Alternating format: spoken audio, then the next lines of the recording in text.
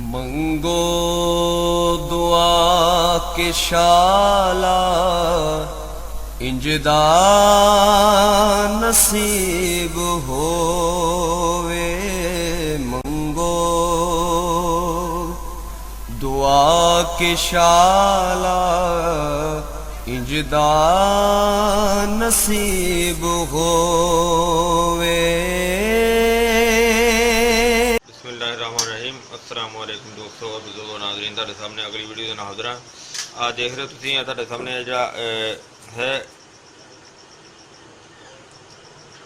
ਗੁੱਲ ਸੁਰਖ ਈਰਾਨੀ।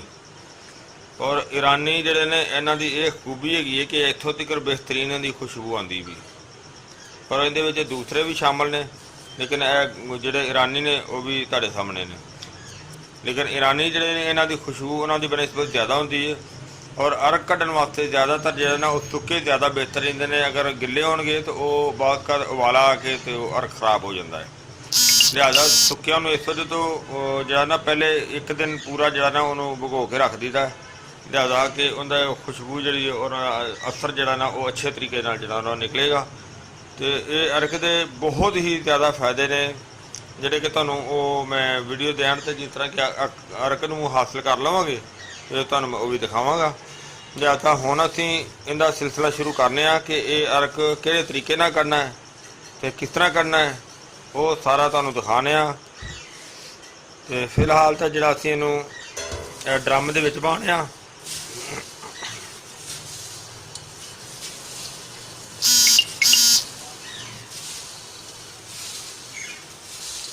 सारे फुल जिहड़े ने ड्रम दे विच पावांगे।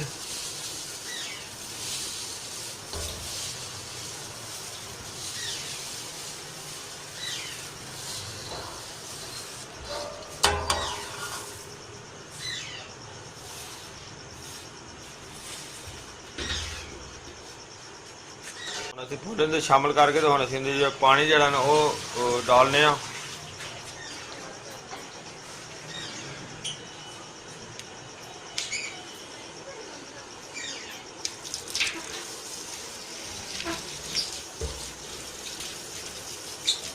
और पानी की लिमिट ਅਸੀਂ ਇੰਨੀ ਰੱਖਾਂਗੇ ਕਿ ਜਿਹਦੇ ਨਾਲ ਉਬਾਲਾ ਜਿਹੜਾ ਨਾ ਉਹ ਨਾ ਆਵੇ।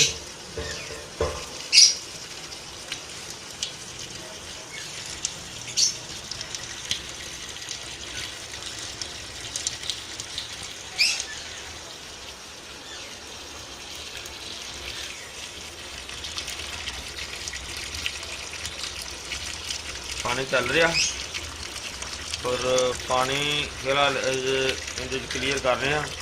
बहरहाल पानी क्लीयर होने से देर लगेगी, तो मैं वैसे दसना कि असं इहदे पानी क्लीयर करांगे। पानी क्लीयर करके इन्हूं तो डांप के रख देंगे। और ये हुण तकरीबन रात के 9 बजे ने और इस सुबह तक जड़ा ना सुबह तकरीबन 9 बजे तक 8 तो 9 बजे तक ये इस तरह पिया रहेगा 12 घंटे। उस तो बाद इहदे थल्ले चूल्हा जला के तो फिर अगला मरहला तुहानूं दिखावांगे।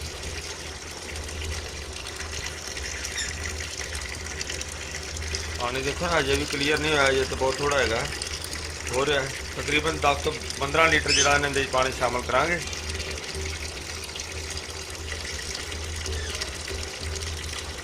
और पानी क्लीयर करके फिर तुहानूं अगले स्टैप से दिखावांगे। हाँ जी, ये देखो इनू काफ़ी देर से चूल्हा चलाया तकरीबन घंटा हो गया सी। और हुण असीं देखा तो उबाला आना शुरू हो गया, काफ़ी गर्म है।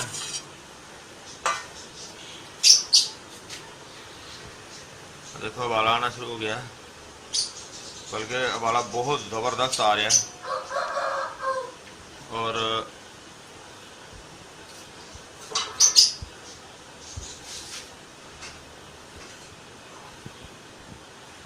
हुण असीं जनाब इहदे उत्ते इहदा दूसरा हिस्सा जिहड़ा ना वो फिट करने ताकि जिहड़ा भाप जाया हो रही है इहनूं असीं क्लोज करिए। हाँ जी, ये देखो असीं उपर वाला हिस्सा जिहड़ा ना वो इहदे फिट कर दिता। और ये फिट करन तो पहले जिहड़ा ना अगर देखो अच्छी तरह आटा जिहड़ा ना लगा दिता।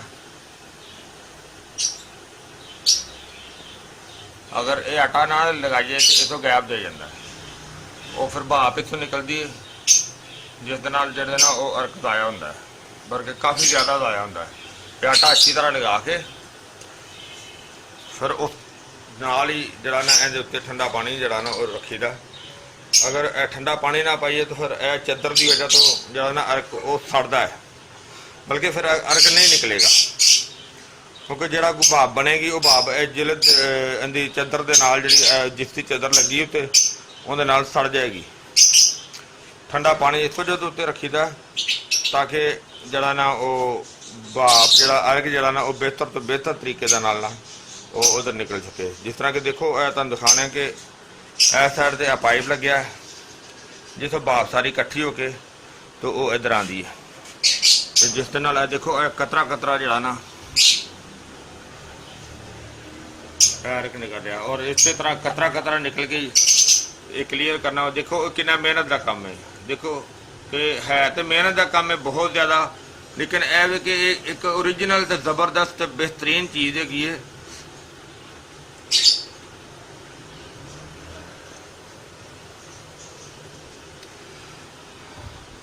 ਇਹ ਪੈਪ ਔਰ ਇਸੇ ਤਰ੍ਹਾਂ ਹੀ ਇਹ ਪਾਣੀ ਫਿਰ ਥੋੜੀ ਦੇਰ ਬਾਅਦ ਹੀ ਪਾਣੀ ਗਰਮ ਹੋ ਜਾਂਦਾ ਹੈ। ਇਹ ਪਾਣੀ ਨੂੰ ਫਿਰ ਇਸੇ ਤਰ੍ਹਾਂ ਜਿਹੜਾ ਨਾ ਉਹ ਇੱਧਰ ਅਸੀਂ ਅਲੱਗਾ ਕਰਨੇ ਆ।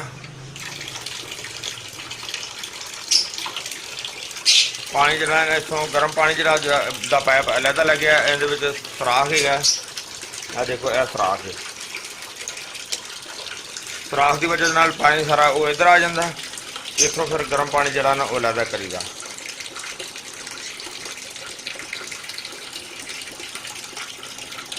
ਨੀਚੇ ਵਾਲਾ ਡਰਮ ਦਾ ਹਿੱਸਾ ਲੈਦਾ, ਉਹ ਜਿਸ ਤਰ੍ਹਾਂ ਤੁਸੀਂ ਪਹਿਲੇ ਦੇਖਿਆ ਜੀ, ਤੇ ਉੱਪਰ ਵਾਲਾ ਸਾਰਾ ਜਿਹੜਾ ਨਾ ਉਹ ਅਲੱਗਾ ਚੀਜ਼ ਹੁੰਦੀ ਹੈ।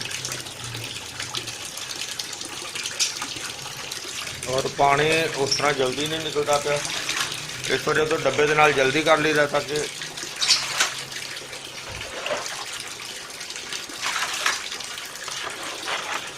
ਜਿੰਨਾ ਜਲਦੀ ਨਿਕਲ ਜਾਏਗਾ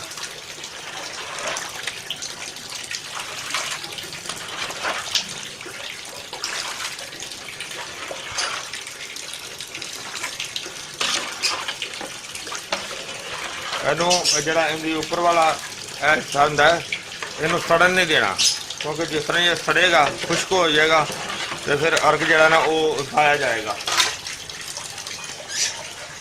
ਔਰ ਇਸੇ ਤਰ੍ਹਾਂ ਹੀ ਹੁਣ ਅਸੀਂ ਇਹ ਪਾਣੀ ਜਿਹੜਾ ਨਾ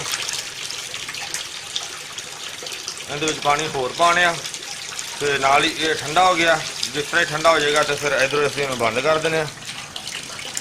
ਬਿਹਤਰ ਹੋ ਗਿਆ, ਪਹਿਲੇ ਨਾਲ ਫਰਕ ਪੈ ਗਿਆ। ਟੱਪ ਵਾਲਾ ਪਾਣੀ ਜਿਹੜਾ ਅਲੱਗਾ ਪਤੀਲੇ ਵਾਲਾ ਅਗਰ ਠੰਡਾ ਹੋ ਜਾਏ ਤੇ ਇਹ ਵੀ ਅਸੀਂ ਉੱਤੇ ਇਸਤੇਮਾਲ ਕਰ ਸਕਦੇ ਹਾਂ।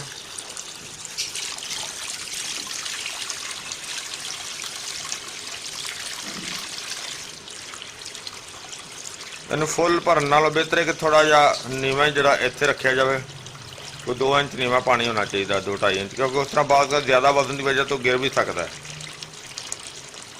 ਹੁਣ ਤਕਰੀਬਨ ਕਲੀਅਰ ਹੋ ਗਿਆ ਪਾਣੀ, ਅਸੀਂ ਪਾਣੀ ਬੰਦ ਕਰ ਦਿੰਦੇ ਹਾਂ।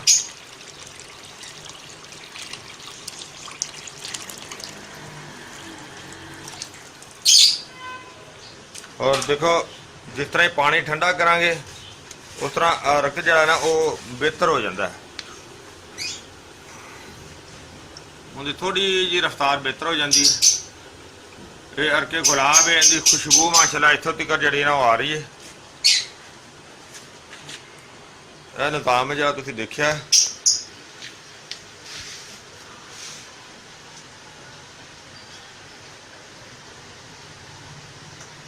ਹੁਣ ਤੁਹਾਨੂੰ ਇਹਦੇ ਐਂਡ ਤੇ ਜਿਹੜਾ ਨਾ ਉਹ ਦਿਖਾਵਾਂਗੇ। ਹੁਣ ਇਹ ਕਿਉਂਕਿ ਸਾਰਾ ਕੰਮ ਇਸੇ ਰੂਟੀਨ ਨਾਲ ਹੀ ਸਾਰਾ ਦਿਨ ਚੱਲਣਾ ਹੈ, ਜਿਹੜਾ ਕਤਰਾ ਕਤਰਾ ਅਰਕ ਨਿਕਲਣਾ ਹੈ। ਔਰ ਜਦੋਂ ਸਾਰਾ ਅਰਕ ਅਸੀਂ ਕੱਢ ਲਵਾਂਗੇ ਉਹ ਫਿਰ ਤੁਹਾਨੂੰ ਦਿਖਾਵਾਂਗੇ ਕਿ ਇਹਦੇ ਕੀ ਕੀ ਫਾਇਦੇ ਨੇ ਔਰ ਇਹ ਕਿੱਥੇ ਕਿੱਥੇ ਇਸਤੇਮਾਲ ਹੁੰਦਾ ਹੈ। ਜੀ ਜੀ ਮਾਸ਼ਾਅੱਲਾ, ਅਸੀਂ ਦੇਖੋ ਸਾਡਾ ਗੁਲਾਬ ਦਾ ਅਰਕ ਜਿਹੜਾ ਨਾ ਉਹ ਤਿਆਰ ਹੋ ਗਿਆ ਮਾਸ਼ਾਅੱਲਾ। ਤੇ ਇਹ ਬਹੁਤ ਹੀ ਜ਼ਬਰਦਸਤ ਹੈ। ਗੁਲਾਬ ਦਾ ਅਰਕ ਜਿਹੜਾ ਨਾ ਉਹ ਤੇ ਇੱਕ ਆਮ ਮਸ਼ਹੂਰ ਹੈ ਔਰ ਇਹ ਬਹੁਤ ਹੀ ਜ਼ਬਰਦਸਤ ਹੈ, ਬੜਾ ਆਲਾ ਹੈਗਾ। ਇਸ ਤਰ੍ਹਾਂ ਕਿ ਇੱਕ ਆਲਾ ਚੀਜ਼ ਉਹੀ ਹੈ ਕਿ ਜਿਹੜੀ ਆਪਣੇ ਹੱਥਾਂ ਨਾਲ ਬਣਾਈ ਜਾਂਦੀ ਹੈ।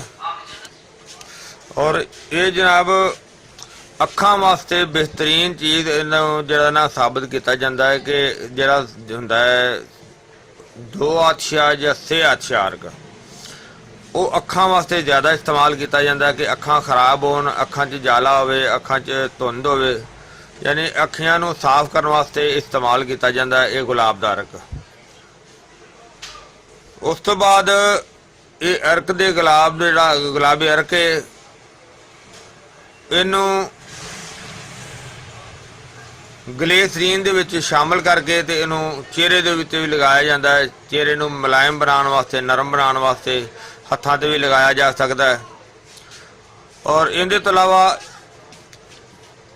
ਗੁਲਾਬ ਦਾ ਅਰਕ ਬਹੁਤ ਜ਼ਿਆਦਾ ਜਗ੍ਹਾ ਤੇ ਇਸਤੇਮਾਲ ਕੀਤਾ ਜਾਂਦਾ ਔਰ ਇਸੇ ਤਰ੍ਹਾਂ ਹੀ ਜਿਸ ਤਰ੍ਹਾਂ ਕਾਫੀ ਬੀਬੀਆਂ ਇਹਨੂੰ ਮੁਲਤਾਨੀ ਮਿੱਟੀ ਦੇ ਵਿੱਚ ਬਣਾ ਕੇ ਤੇ ਉਹ ਇਹਦਾ ਮਾਸਕ ਬਣਾ ਕੇ ਤੇ ਚਿਹਰੇ ਤੇ ਇਸਤੇਮਾਲ ਕਰਦੀਆਂ ਨੇ, ਯਾਨੀ ਕਿ ਚਿਹਰੇ ਦੀ ਰੰਗਤ ਵਾਸਤੇ, ਚਿਹਰੇ ਨੂੰ ਸਾਫ਼ ਕਰਨ ਵਾਸਤੇ।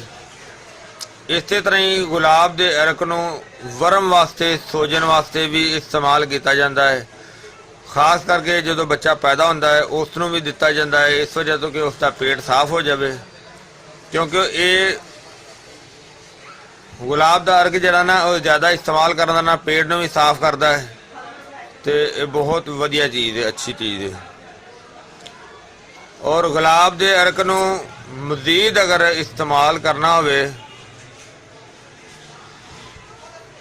ਤੇ ਇਸ ਦਾ ਇਸਤੇਮਾਲ ਇਸ ਤਰੀਕੇ ਨਾਲ ਵੀ ਕੀਤਾ ਜਾ ਸਕਦਾ ਹੈ ਕਿ ਇਹਨੂੰ ਅਰਕਾਂ ਦੇ ਮਰਕਬ ਦੇ ਵਿੱਚ ਸ਼ਾਮਲ ਕੀਤਾ ਜਾ ਸਕਦਾ ਹੈ।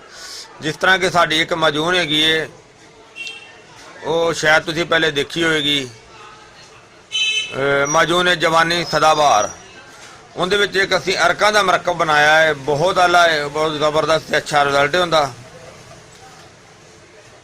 ਔਰ ਇਹ ਵਾਲਾ ਅਰਕ ਜਿਹੜਾ ਹੈ ਇੱਕ ਜਿਸ ਤਰ੍ਹਾਂ ਤੁਸੀਂ ਦੇਖਿਆ ਕਿ ਪੀਣ ਦੇ ਵਿੱਚ ਵੀ ਬਹੁਤ ਜ਼ਿਆਦਾ ਇਸਤੇਮਾਲ ਹੁੰਦਾ ਹੈ ਔਰ ਚਿਹਰੇ ਦੀ ਇਸਤੇਮਾਲ ਦੇ ਵਿੱਚ ਵੀ ਇਹਨੂੰ ਬਹੁਤ ਜ਼ਿਆਦਾ ਕੀਤਾ ਜਾਂਦਾ ਹੈ। ਇਹਦੇ 'ਚ ਬਹੁਤ ਜ਼ਬਰਦਸਤ, ਬਹੁਤ ਅੱਛੀਆਂ ਕੁਆਲਿਟੀਆਂ ਨੇ। ਇਹਨਾਂ ਤੋਂ ਇਲਾਵਾ ਵੀ ਬੜਿਆਂ ਨੁਸਖਿਆਂ ਦੇ ਵਿੱਚ ਸ਼ਾਮਲ ਕੀਤਾ ਜਾਂਦਾ ਹੈ।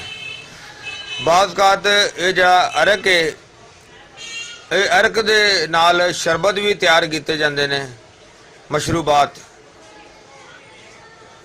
ਤੇ ਉਹ ਵੀ ਬਹੁਤ ਅੱਛੀ ਚੀਜ਼ ਹੁੰਦੀ ਹੈ। ਔਰ ਇਸ ਤੋਂ ਇਲਾਵਾ ਐਂਡ ਤੇ ਮੈਂ ਤੁਹਾਨੂੰ ਦੱਸਦਾ ਜਾਵਾਂ ਕਿ ਗੁਲਾਬ ਦੇ ਅਰਕ ਦੇ ਨਾਲ ਮਾਸ਼ਾਅੱਲਾ ਔਲੀਆ ਕਰਾਮ ਦੇ ਮਜ਼ਾਰਾਂ ਨੂੰ ਗੁਸਲ ਵੀ ਦਿੱਤਾ ਜਾਂਦਾ ਹੈ। ਔਰ ਇਸ ਤੋਂ ਇਲਾਵਾ ਅਰਕੇ ਗੁਲਾਬ ਨੂੰ ਕਬਰਸਤਾਨ ਦੇ ਵਿੱਚ ਜਾ ਕੇ ਕਬਰਾਂ ਤੇ ਛਿੜਕਿਆ ਜਾਂਦਾ ਹੈ, ਇਸ ਦੀ ਖੁਸ਼ਬੂ ਵਾਸਤੇ ਵੀ, ਯਾਨੀ ਕਿ ਇਹਦੀ ਖੁਸ਼ਬੂ ਦੀ ਵਜ੍ਹਾ ਤੋਂ ਵੀ।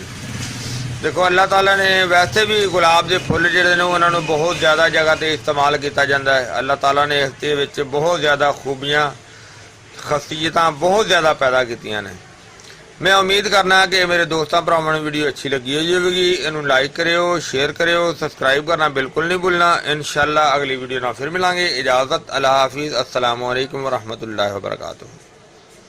गए बतेरे सरकार नू कवांगे, गम हो गए बतेरे सरकार नो कवांगे, दर्दां दर्दां दर्दां